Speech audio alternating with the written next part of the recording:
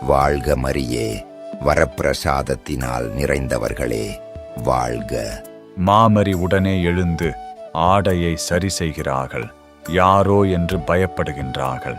அஞ்சாதீர்கள், ஆண்டவர் உம்முடன் இருக்கின்றார். எல்லா பெண்களுக்குள்ளும் ஆசீர்வதிக்கப்பட்டிருக்கிறீர்.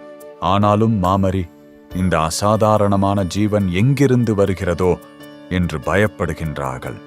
மரியா, அஞ்சாதீர்கள். நான் அதிதூதர் கபிரியேல், கடவுளின் தூதன். என் ஆண்டவர் உம்மிடம் என்னை அனுப்பியுள்ளார். ஏனெனில் சர்வேசுரனின் கண்களில் நீர் அருள் பெற்றிருக்கிறீர். நீர் கருவுற்று ஒரு மகனை பெறுவீர். அவருக்கு இயேசு என்னும் பெயரிடுவீர். அவர் பெரியவராயிருப்பா, உன்னதரின் மகன் எனப்படுவா. கடவுளால் நேசிக்கப்படுகிற தூய கன்னிகையே, அவரால் ஆசீர்வதிக்கப்பட்ட மகளே, அவரின் சுதனின் தாயாக இருக்க அழைக்கப்பட்டவரே, வாழ்க. இது எப்படி நிகழும்? நான் கன்னி ஆயிற்றே. ஆண்டவர் என் கன்னிமையை ஏற்க மாட்டாரா? அவருக்காக நான் கன்னியாக இருந்தேனே. சர்வேசுரன் என்னை விரும்பவில்லையா? நீரே நித்திய கன்னி, சர்வேசுரனின் தூய கன்னி. மனிதனால் அல்ல, தூய ஆவி உம்மீது வருவா. உன்னதரின் வல்லமை உம்மை தன் நிழலால் சூழும். ஆகவே உம்மிடம் பிறக்கும் குழந்தை தூயது.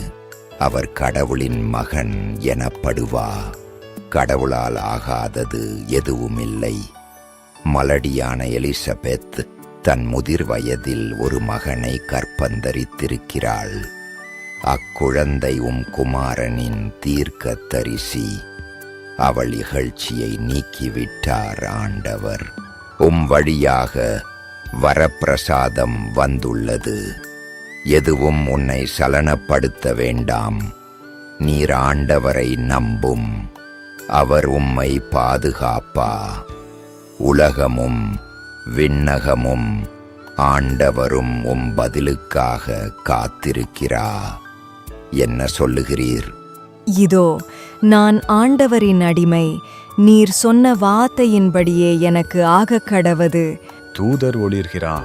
அந்நேரமே மாமரி மீது தூய ஆவி நிழலிடுவதைக் கண்டு தாழ்ந்து பணிந்து மகிழ்வுடன் விண்ணகம் செல்கிறா தூதர்.